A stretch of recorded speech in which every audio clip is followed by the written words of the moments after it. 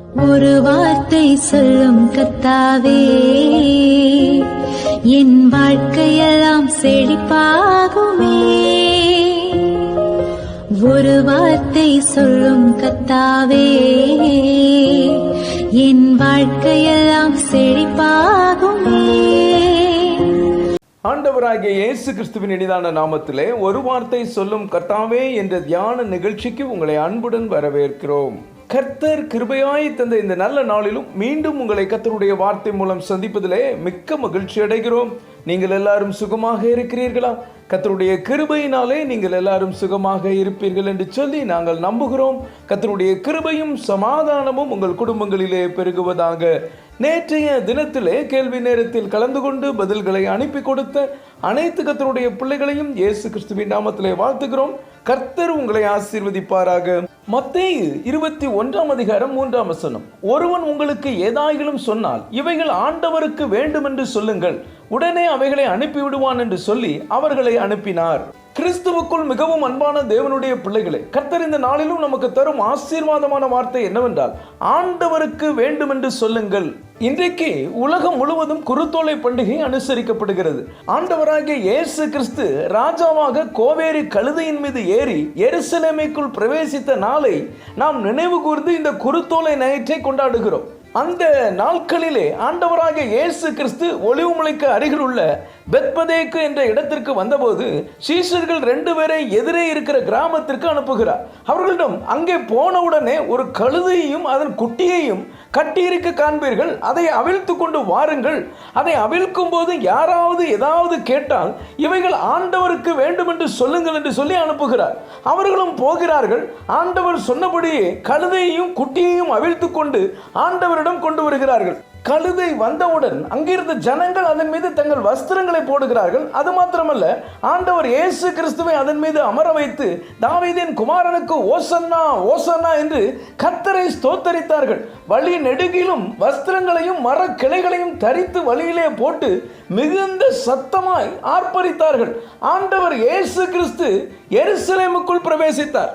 எனக்கு அன்பான தேவனுடைய பிள்ளைகளே, இன்றைக்கும் ஆண்டவராகிய இயேசு கிறிஸ்து அவருடைய சீஷராகிய உங்களுக்கும் எனக்கும் அதே வேலையைத்தான் கொடுத்திருக்கிறார்.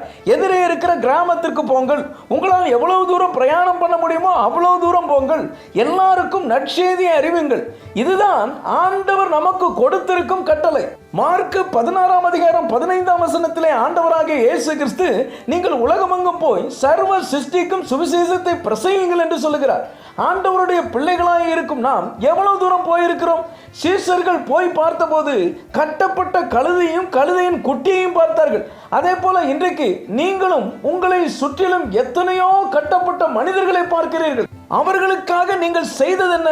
அவர்களை கட்டவிழ்க்கும் வேலையை ஆண்டவர் உங்களிடமும் என்னிடம் தான் கொடுத்திருக்கிறார். அதை நாம் செய்கிறோமா?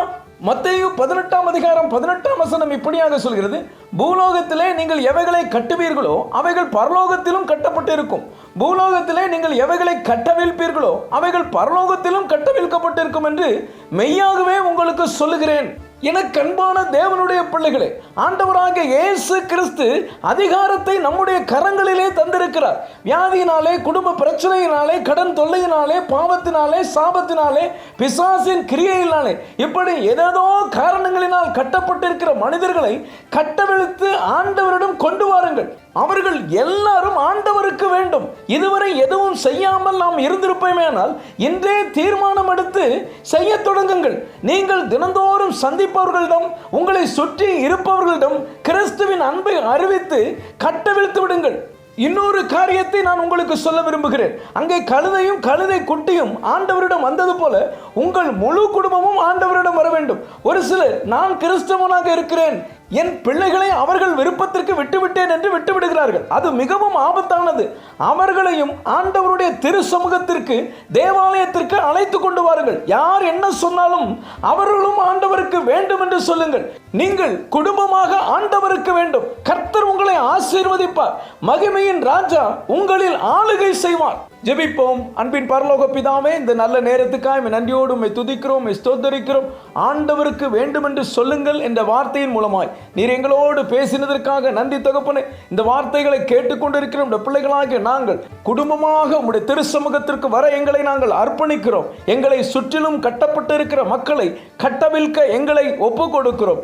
எங்களை நீர் ஆசீர்வதியும். இயேசுவின் மூலம் ஜெபிக்கிறோம் நல்ல பிதாவே. ஆமென், ஆமென். இன்றைய கேள்வி, இயேசு கிறிஸ்து எந்த இடத்திற்கு வந்தபோது சீஷர்களை எதிரே இருக்கிற கிராமத்திற்கு அனுப்பினார்? ஏ எருசலேம், பி நாசரேத்து, சி பெத்லகேயு, டி கப்பர்நகூம். இந்த கர்த்தருடைய வார்த்தை உங்களுக்கு ஆசீர்வாதமாக இருந்திருக்குமேனால் தயவு செய்து லைக் பண்ணுங்கள். உடைய நண்பர்களுக்கும் உறவினர்களுக்கும் வாட்ஸ்அப்பில் இருக்கிற அனைத்து குழுக்களுக்கும் அனுப்பி கொடுங்கள். தொடர்ந்து நம்முடைய RCM மிஷனரிமார்களுக்காக ஜெபித்துக் கொள்ளுங்கள். கர்த்தர் உங்களையும் உங்கள் குடும்பத்தின் பிள்ளைகளையும் ஆசீர்வதிப்பாராக.